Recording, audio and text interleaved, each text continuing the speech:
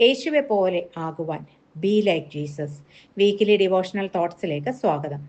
ഒരു പരീക്ഷയിൽ 1-ാം റാങ്ക് കിട്ടുക, ഒരു പട്ടികയിൽ 1-ാമതെത്തുക, കളിക്കളത്തിൽ 1-ാം സ്ഥാനം, ഇതൊക്കെ വില മതിക്കാനാവാത്ത സന്തോഷമാണ് നമുക്ക് നൽകുന്നത്. എന്നാൽ മരണത്തിന്റെ വിഷയം വരുമ്പോൾ ഏത് മനുഷ്യരുടെയും കാലുകൾ പുറകോട്ട് വയ്ക്കും. ആദ്യം മരിക്കാൻ ആർക്കും തയ്യാറല്ല. എത്രമാത്രം നാൾ ഈ ഭൂമിയിൽ ജീവിക്കാമോ അത്രയും നാൾ ജീവിച്ച് പിന്നെ മരിക്കാനാണ് എല്ലാവരുടെയും ആഗ്രഹം. അതായത് സുഖമരണം പ്രാപിക്കാനാണ് നാം എല്ലാവരും പ്രാർത്ഥിക്കുന്നത്. ആരെയും കഷ്ടപ്പെടുത്താതെ, സ്വയം കഷ്ടപ്പെടാതെ ഉള്ള ഒരു സുഖമരണം. അപ്പോസ്തല പ്രവൃത്തികൾ 7-ാം അധ്യായം അവസാനിക്കുന്നത് സ്തേഫാനോസ് എന്ന ധീരന്റെ കല്ലേറ് മരണം പറഞ്ഞാണ്. ഒരൊറ്റ പ്രസംഗം ന്യായാധിപ സംഘത്തിന്റെ കോപത്തെ ഇരട്ടിപ്പിച്ചു, പല്ല് കടിപ്പിച്ചു. തങ്ങളുടെ ദൈവത്തിനെതിരായും ദേവാലയത്തിനെതിരായും ന്യായപ്രമാണത്തിനെതിരായും പ്രസംഗിക്കുന്നവൻ എന്ന് മുദ്രകുത്തി സ്തേഫാനോസിനെ കല്ലെറിഞ്ഞു കൊല്ലുവാൻ അവർ തീരുമാനിച്ചു. സ്തേഫാനോസ് പരിശുദ്ധാത്മാവ് നിറഞ്ഞവനായി സ്വർഗത്തിലേക്ക് ഉറ്റുനോക്കി. ദൈവത്തെയും ദൈവത്തിന്റെ വലതുഭാഗത്ത് യേശു നിൽക്കുന്നതും അദ്ദേഹം കണ്ടു. യേശു ദൈവത്തിന്റെ വലതുഭാഗത്ത് ഇരിക്കുന്നു എന്നല്ലേ നാം പഠിച്ചു വച്ചിരിക്കുന്നത്? ഈ ഭാഗത്ത് യേശു നിൽക്കുന്നതായി സ്തേഫാനോസ് കണ്ടതിന്റെ കാര്യം എന്താണ്? തൻ്റെ ഭക്തന്റെ പീഡ കണ്ട് തൻ്റെ ഇരിപ്പിടത്തിൽ നിന്ന് എഴുന്നേറ്റ് നിന്ന ക്രിസ്തുവിനെ നമുക്കിവിടെ കാണാം. ഇസ്രായേൽ മക്കളുടെ നിലവിളി കേട്ട ദൈവം, കഷ്ടത കണ്ട ദൈവം, സ്വർഗത്തിലേക്ക് ഉറ്റുനോക്കിയ ഈ സ്തേഫാനോസിനെ കണ്ട് സ്വർഗം തന്നെ എഴുന്നേറ്റ് നിന്നു. ന്യായപ്രമാണം പൂർണ്ണമായി അനുസരിക്കാൻ മടിയുള്ള യഹൂദജനം ദൈവദൂഷണം പറയുന്നവനെ കല്ലെറിഞ്ഞു കൊല്ലണമെന്ന കൽപ്പന പ്രമാണിക്കുവാൻ ഏറ്റവും അധികം ഉത്സാഹം കാണിച്ചു. ഇന്നും ജീവിപ്പിക്കുന്ന പ്രമാണം അനുസരിക്കാൻ മടിയുള്ളവർ കൊല്ലുന്ന പ്രമാണത്തിന്റെ പുറകെ പോകുമ്പോഴാണ് തീവ്രവാദവും യുദ്ധവുമൊക്കെ ഉടലെടുക്കുന്നത്. തന്റെ യജമാനായ ക്രിസ്തുവിനെ പോലെ സ്തേഫാനോസും യെരുശലേമിന് പുറത്തു വെച്ച് കഷ്ടമനുഭവിച്ചു. 58-ാം വാക്യത്തിൽ പറയുന്നു, സാക്ഷികൾ തങ്ങളുടെ വസ്ത്രമൂരി ശൗൽ എന്നു പേരുള്ള ബാല്യക്കാരന്റെ കാൽക്കൽ വെച്ചു. കാരണം സാക്ഷികളാണ് ആദ്യം കല്ലെറിയേണ്ടത്. അവർ കല്ലെറിഞ്ഞുകൊണ്ടേയിരുന്നു. കല്ലെറിയുന്നത് ആര് എന്ന് സ്തേഫാനോസ് നോക്കിയില്ല. തന്നെ കല്ലെറിയല്ലേ എന്ന് അവൻ അപേക്ഷിച്ചതുമില്ല. മറിച്ച് തൻ്റെ ആത്മാവിനെ കൈക്കൊള്ളണമേ എന്ന് പ്രാർത്ഥിച്ചു. ഒരു വിശ്വാസി വിട്ടുപിരിഞ്ഞാൽ കർത്താവിനോട് കൂടെയാണ് എന്ന ബോധ്യം നമുക്കും ഉണ്ടാകണം. തൻ്റെ കർത്താവായ യേശുവിനെ പോലെ കല്ലെറിയുന്നവർക്ക് വേണ്ടി പ്രാർത്ഥിച്ചു. കർത്താവെ, അവർക്ക് ഈ പാപം നിർത്തരുതേ എന്ന് ഉച്ചത്തിൽ നിലവിളിച്ചു. ഉച്ചത്തിൽ നിലവിളിച്ചത് കേട്ടവർക്ക് ആശ്ചര്യമുണ്ടായിരുന്നു.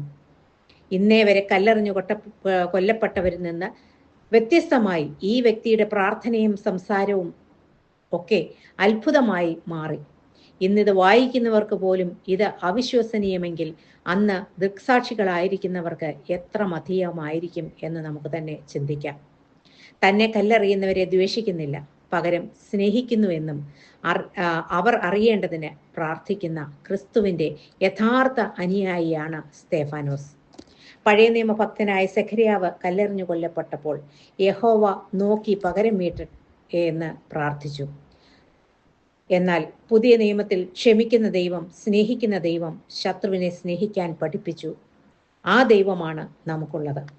ഇത് പറഞ്ഞിട്ട് അവൻ നിദ്ര പ്രാപിച്ചു എന്ന് പറഞ്ഞ് 7-ാം അധ്യായം അവസാനിക്കുന്നു. എന്നാൽ അവിടെ ചില വിത്തുകൾ ഇട്ടതിന് ശേഷമാണ് സ്തേഫാനോസ് നിദ്ര പ്രാപിച്ചത്. സാക്ഷികളുടെ വസ്ത്രം സൂക്ഷിക്കാൻ ഏൽപ്പിച്ച ബാല്യക്കാരനായ ശൗൽ എന്ന വ്യക്തിയെപ്പറ്റി ഒരു വാക്കിൽ ലേഖകൻ അവിടെ പറഞ്ഞിരിക്കുന്നു. സ്തേഫാനോസിന്റെ പ്രസംഗവും കല്ലേറു മരണവും കണ്ട സാക്ഷിയായിരുന്നു ശൗൽ. പരിശുദ്ധാത്മാവ് നിറഞ്ഞ സ്തേഫാനോസ്, സ്വർഗത്തിലേക്ക് ഉറ്റുനോക്കിയ സ്തേഫാനോസ്, ക്രിസ്തുവിന്റെ ദർശനം കണ്ട സ്തേഫാനോസ്, ശത്രുക്കളുടെ വേണ്ടി പ്രാർത്ഥിക്കുന്ന സ്തേഫാനോസ്, ശാന്തമായുള്ള മരണം, ഇതൊക്കെ ബാല്യക്കാരന്റെ ഹൃദയത്തിൽ ചലനമുളവാക്കി എന്നതിൽ സംശയമില്ല. 1 മുതൽ 7 വരെയുള്ള അധ്യായങ്ങൾ നാം പഠിച്ചു കഴിഞ്ഞു. ഇത് വായിക്കുമ്പോൾ ചില കാര്യങ്ങൾ നമുക്ക് കാണാം. 1-ാം അധ്യായത്തിൽ സ്വർഗത്തിലേക്ക് കയറിപ്പോയ യേശുവിനെ 7-ാം അധ്യായം അവസാനിക്കുമ്പോൾ സ്വർഗത്തിലിരിക്കുന്ന യേശുവിന്റെ ദർശനം സ്തേഫാനോസ് കാണുന്നു. രണ്ടാമതായി, ഒരുമിച്ച് കൂടി പരിശുദ്ധാത്മാവിന്റെ പകർച്ചയ്ക്കായി പ്രാർത്ഥിച്ച ജനം, അവർ ഒരുമിച്ചിരുന്നു 7-ാം അധ്യായം വരെ. എന്നാൽ 8-ാം അധ്യായം തുടങ്ങുമ്പോൾ സുവിശേഷീകരണത്തിനായി അവരെല്ലാം ചിതറിപ്പോയത് നമുക്ക് കാണാം. മൂന്നാമതായി, 1-ാം അധ്യായത്തിൽ തങ്ങളെ വിട്ടു പിരിഞ്ഞു പോകുന്ന ക്രിസ്തുവിനെ അവർ ഉറ്റുനോക്കി. സന്നിഹിതനും സഹായിക്കുന്നവനുമായ കർത്താവിലേക്ക് ഉറ്റുനോക്കിക്കൊണ്ട് സ്തേഫാനോസ് ഉറ്റുനോക്കിയതായിട്ട് നാം വായിക്കുന്നു. അങ്ങനെ 7-ാം അധ്യായം അവസാനിക്കുന്നു. സ്തേഫാനോസിന്റെ മരണം സഭയ്ക്കൊരു നഷ്ടമായിരുന്നു. എന്നാൽ ആ രക്തസാക്ഷി മരണത്തിൽ അനേകർക്ക് ഒരു യഥാർത്ഥ ക്രിസ്തു ശിഷ്യനെ തിരിച്ചറിയാൻ കഴിഞ്ഞു. സ്വർഗത്തിലേക്ക് നോക്കി പ്രാർത്ഥിക്കുന്ന സ്തേഫാനോസ് ചുറ്റും നിൽക്കുന്നവരുടെ ആക്രോശവും കല്ലെറിയലും ഒന്നും അവൻ കണ്ടില്ല. മറിച്ച് സ്വർഗത്തിൽ യേശുവിന്റെ മഹത്വം അവൻ കണ്ടു. കർത്താവ് എഴുന്നേറ്റ് നിൽക്കുന്നത് കണ്ടു.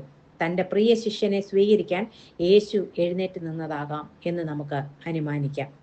സ്തേഫാനോസ് ഒരു തുടക്കക്കാരനായിരുന്നു. തുടർന്ന് അനേക ഭക്തന്മാർ രക്തസാക്ഷികളായി മാറി. ഇന്നും യേശുവിന് വേണ്ടി മരിക്കാൻ തയ്യാറായ അനേകർ വയൽ പ്രദേശത്തായിരിക്കുന്നു. അവർക്ക് വേണ്ടി നമുക്ക് പ്രാർത്ഥിക്കാം.